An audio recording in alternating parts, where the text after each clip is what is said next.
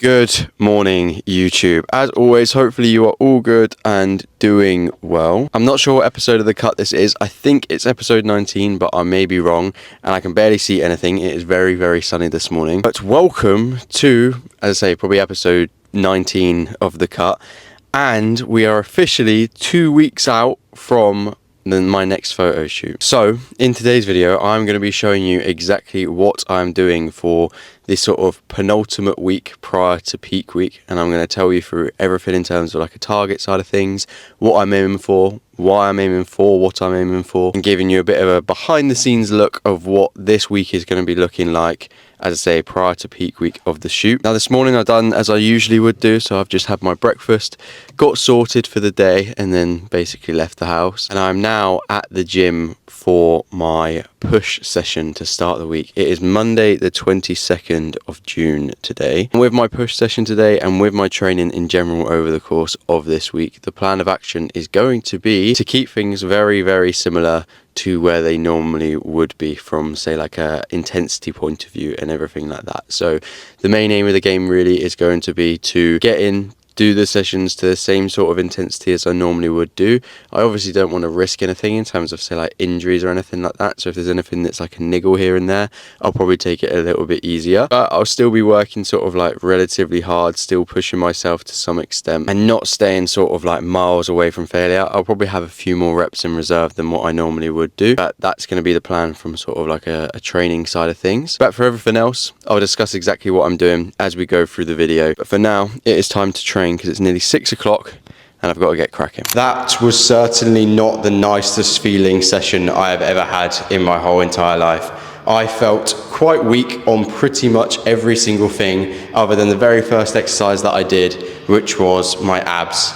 Everything else in terms of upper body, in terms of like shoulders, chest, and even on my biceps as well, I felt extremely weak. And I'm going to sort of talk about that a little bit later on in the video as to why I think that is and what I'm doing to sort of negate it and navigate it. But I do also think that one thing that's always worth keeping in mind when it does come to training, especially towards the latter stages of a cut or towards the latter stage of a diet, you should almost expect that it isn't going to feel the nicest in terms of you're not really going to necessarily feel like you get that much of a pump. You're not going to necessarily feel that strong. And it's just not the most fun thing in the whole wide world. However, unfortunately, it is just part of the process that you have to go through in order to get to sort of like the end position that you want to be in. Speaking of end positions, I am very nearly there. So I've got a couple weeks until the shoot is actually coming along, as I mentioned, and I could certainly get leaner for the shoot than what I am going to be, in terms of I could continue pushing on for longer and longer and longer. However, I'm in a very good position, especially in comparison to obviously where I started the year. And for me, it's sort of like there's a bit of a trade-off in terms of if I was to continue getting leaner, that's more time away from sort of gaining.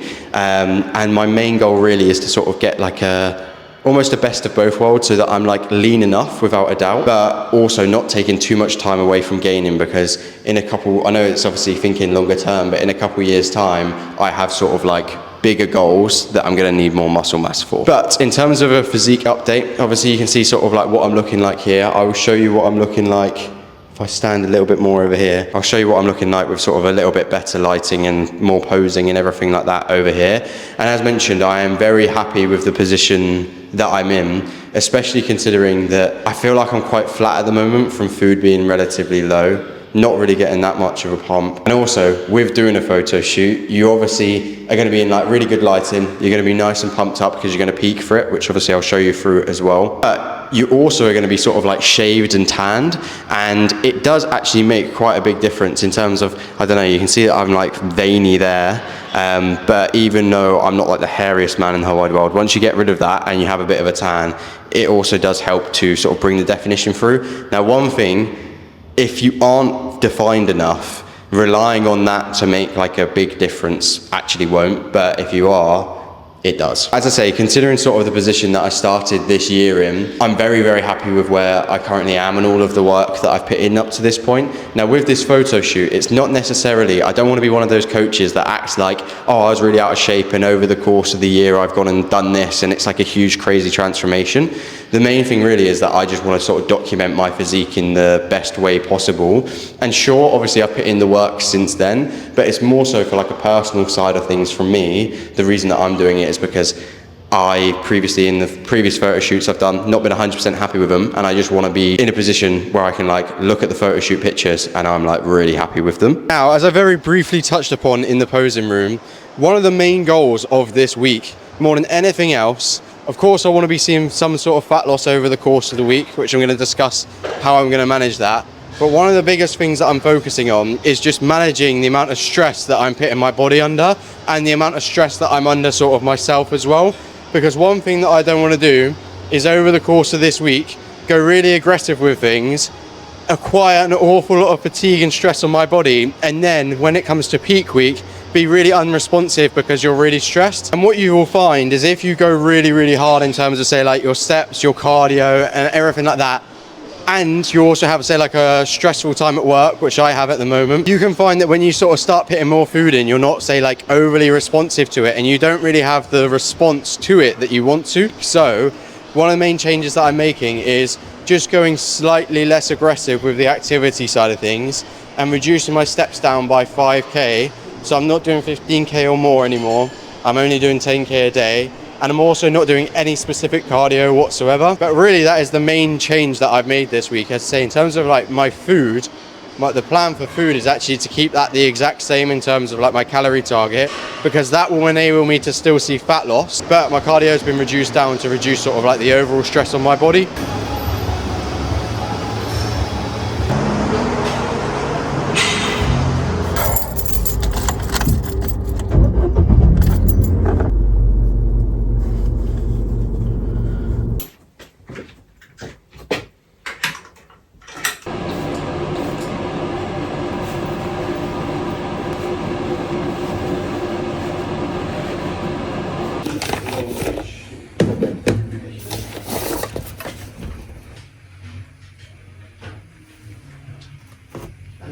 What an unbelievably nice day. Not that I've seen any of it because I've been in the office. It's currently 2:20. I've got a different outfit on today. I've got the Bodrum shirt that I bought from M&S the other day. I'm currently sat at sort of like 4.5k steps. And as mentioned, I've got 10k steps to do today. I get a half an hour break. So I'm gonna go and walk to Tesco to get my salad that I need. And I'm also gonna get a soft drink as well. Now, as mentioned earlier on in the video, I mentioned about obviously how this week is all about sort of navigating stress. But part of the stress that I've got at the moment is at work. I work for like a wealth company, but I work in the mortgage department within the wealth company. And we have like, I don't know, say 12, maybe 10, 12 employees for wealth. And we have 2 people for mortgages. It's my advisor and then me. And he's off for 3 weeks. So I have got all of the stress of everything. And I mean, people are sort of taking work off of me, but no one else really does anything mortgage related. So everything's falling onto me at the moment. So stress is higher than normal and I've obviously got a lot on. But that works 2 ways for me in terms of I'm so busy, my hunger is significantly lower. However, I do find that like when I'm hungry, I am suddenly really, really hungry. It's sort of like 0 to 100. And it is beneficial because it's making the days go really, really quick. And as I say, I'm not sort of feeling too hungry because I am so busy. So I haven't even really got time to sort of think about eating.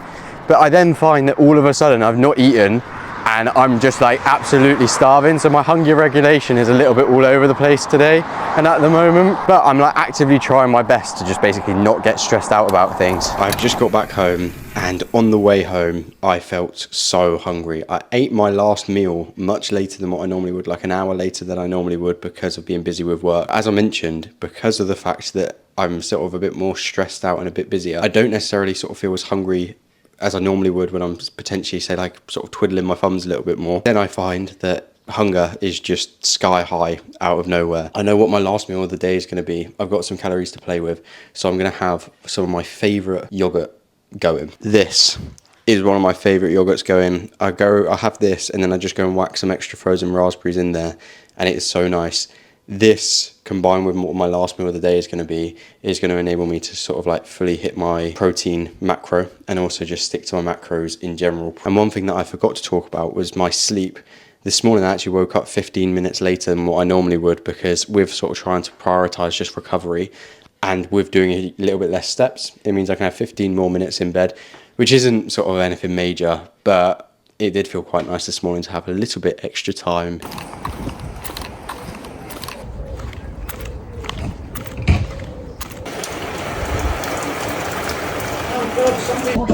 Yes. Oh, I need an entire pan.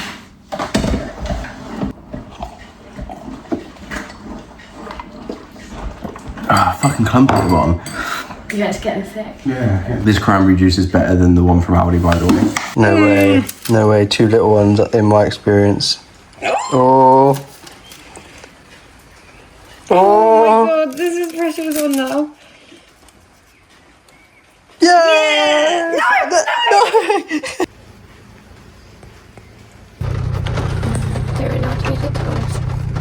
As per usual, I've got the Vector glasses on. Last thing, Erin and I have just been to the Co-op because she is a vinted entrepreneur. So we just had to go and drop that off. And I've just had my blueberries and my date as well. I am obsessed with my dual dates all of a sudden. Step wise, I think I'm around about sort of 12,500. So 2,500 more steps than what I actually wanted to do. And what I would normally do, so with like my clients, whenever they're doing like MyFitnessPal and like tracking, I say to them that like the calorie target that's set for you is what you want to be aiming for. And like MyFitnessPal will automatically sort of adjust your calories for you based upon your expenditure.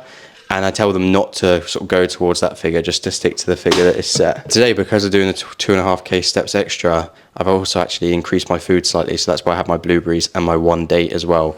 So my overall calories, I think, are around maybe 2,050 to 2,100. But my macros are here. So they're pretty much lying exactly where I'd really want them to be. As I say, I've utilized a little bit more food due to the fact that I had done more steps. So it makes sense too. As I say, the plan for the rest of the week is to continue just sort of navigating stress as much as possible, ensuring that I'm not putting too much sort of stress on my body or whatever, and prioritizing sleep and recovery and trying to keep nutrition relatively nice and consistent.